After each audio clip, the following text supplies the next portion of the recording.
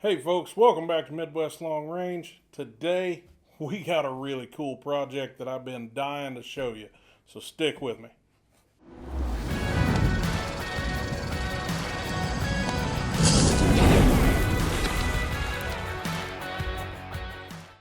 Alright guys, so here a while back, if you watch my shorts, you would know that I may or may not have destroyed a GoPro, Hero 7. And I did it on accident, but I did it with this rifle. And it was worse than that. It actually killed my magneto speed too. But that's beside the point today. This is my 22 Creed setup. The heart of it is a Remington 700 action that once upon a time in a prior life has been everything from a 6.5 Creed to a 6 Creed and factory, whatever. I called up Crownridge Barrel Works. He sent me over this Shilen Ratchet 7.5 twist 22 cal barrel, 24-inch finish length. It is threaded, and it is a rimmage style setup, so I was able to do the installation myself here at home. Now it does have a Timney 2-stage trigger in it. This is my first 2-stage on a 700 platform. I do have the 2-stage in the Ruger Precision Rimfire in the Tika. Really loved it in those guns, so I wanted to try it here. It is sitting in my Manners PRS1 in the Scorched Earth. It does have the mini chassis, and we're running a MDT 20 MOA rail. Now on top of this, I thought this was a really fitting optic for this build. This is the Element Nexus 5-20x50. It's a 30 mil tube. It's a lighter scope. Does still have very good turrets. It is very tactile, has zero stop, all that kind of good stuff. Front focal plane with a nice Christmas tree style reticle. But I really felt that it lent itself to this build very, very well. This is great power, great glass, and I'm going to be able to use it in a hunting situation. And I didn't want a whole lot more weight on this rifle. Now, I equally probably could have used that scope on my NRL Hunter build as well. And I may try it out over there at some point in time. But this build was already getting a little bit on the heavy side. And I thought that this scope would fit this situation really, really well. We're going to take it. We're going to do some coyote hunting with it. Now, I am running an MDT SkyPod out front. This is the standard single pull model. I'm just testing that. That is a friend of mine's. I don't own one as much as I would love to, MDT. Hi, guys. Thank you. Anyway, so let's get down to the business. Today, we've already done our 10-shot velocity workup on this, really testing to see where those velocity nodes are. I've isolated 3 of them, and we are going to go ahead and work through these today. We're shooting H4350 powder, Peterson large rifle prime brass, CCI BR2 bench rest large rifle primers, and I'm shooting a Sierra TMK, the tipped Match King, 77 grain, okay? The powder charges we'll be working with are 40.4 grains, 40.6, and 40.8. Those showed a lot of promise, and I want to kind of work these in. Let's see what they can do, and then later we may fine-tune from there. So we're going to finish zeroing this guy up real quick, and we'll get right into this. All right. Made some corrections. Made some changes, so let's see what happens.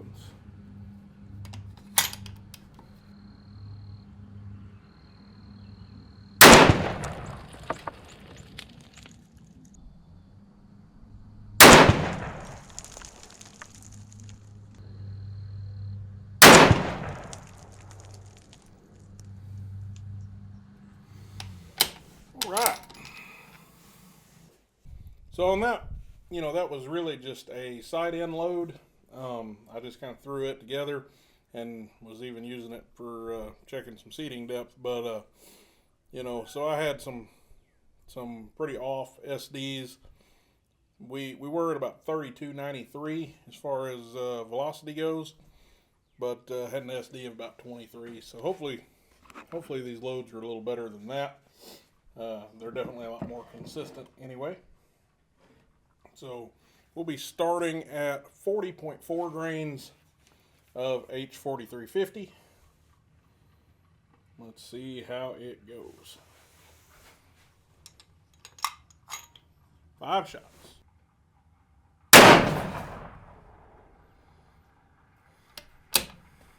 $33.15.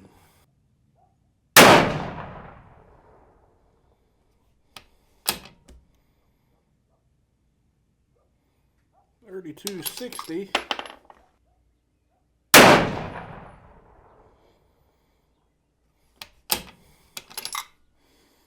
$33.02. Got one heck of a nice little 3-shot group down there. Think about shooting 5, you can sure mess one up.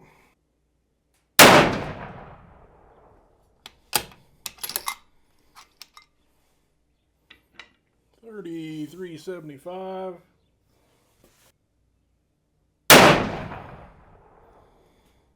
And of course I wing one out a little bit. So on that, we did have a technical malfunction, or a idiot malfunction. I didn't clear the first 2 shots, so I only collected data on 3 of those as far as average SD and all that is concerned. We have, and I think I missaid some of those as far as what I could see on the screen. So on that, for the 3 I collected, we had an average of 33.12 and an SD of 8, extreme spread of 17.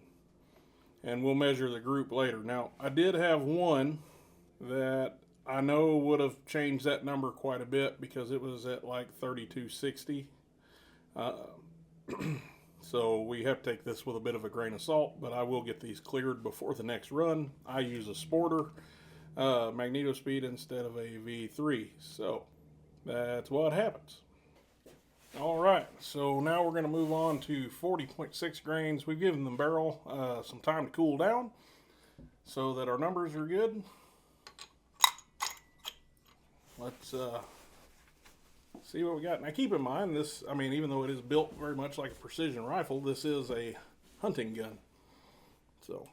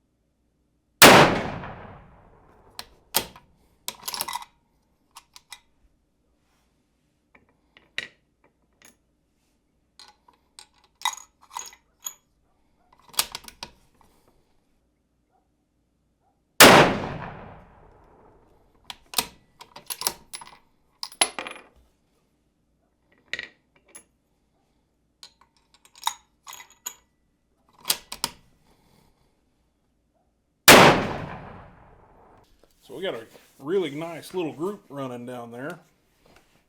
Barrel's warmed up pretty good. We'll have to give it some time between that one and the next ones. So we got 5 shots on that string. Ended up with an average 33.15. Not a lot of difference there. What do we get for an SD? An SD of 20. Extreme spread of 50. That's not real good. But it shot a bug hole of a little group down there at 95 yards. She's pretty wide open. So first shot was 32.94, 33.15. There's some difference there. May have been that the barrel was getting hot. 33.44, 32.97. Yeah, we're kind of all over the place. 33.27. All right, we're on to our 3rd and final group. This is at 40.8 grains of powder. 33.20.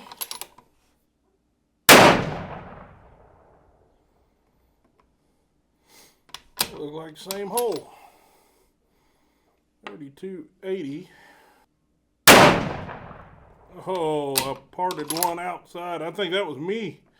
I had a little wiggle going on there. Dadgummit. 33.34.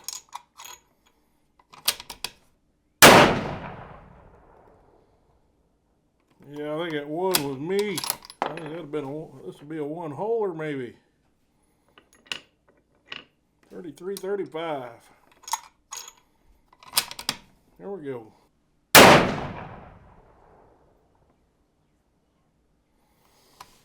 33-33. Let's see what the numbers say on this one. We have an average of 33.20. We have an SD of 23. Extreme spread of 55. Now let's look at the individual shots. 33-33, 33-35, 33-34, 32-80. There's the one. And then 32-20. There's one shot in each one of these 5-shot groups that has just blown the whole thing apart. So I'm curious on this. This one is a little undefinitive at this moment. Well, let's go get the group sizes, and we'll meet right back here on the bench. All right, guys. So there it is. That wraps up our testing of the 22 Creedmoor today. So that's what we have loaded for today's video anyway. We will continue to test this and push this rifle and see what exactly it's capable of. For today, I had some technical difficulties with the GoPro. I think this rifle may be cursed when it comes to dealing with the GoPro target cameras. I had one shut off, so I'm not, at this moment, I'm not 100% sure what all filmed and what didn't. You probably know better than I do by now. But I did shoot. The first group came out at a .388 inch at 95 yards, which is .390 MOA. The second group was the best group, .273 inches, which is .274 MOA at 95. And then the last group had that one that I slung outside. I really think that was my fault. That group came out to .565 inches, which is .568 MOA according to Ballistics. So, guys, there it is. The gun is going to shoot, and I think it's going to shoot very well. We just got to find that right load. We're going to get into seating depth and maybe try some different powders and what have you, but that is today's test with it. Hopefully we get this thing out here pretty soon, and we're going to go get on some coyotes and just rain some destruction on them.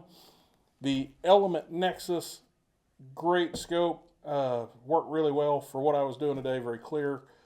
We may take a closer look at it independently coming up in the future, but just real quick, shooting it today, it felt very good. So, guys, thanks for hanging out with me today. I appreciate it. Come back and see me next time right here on Midwest Long Range.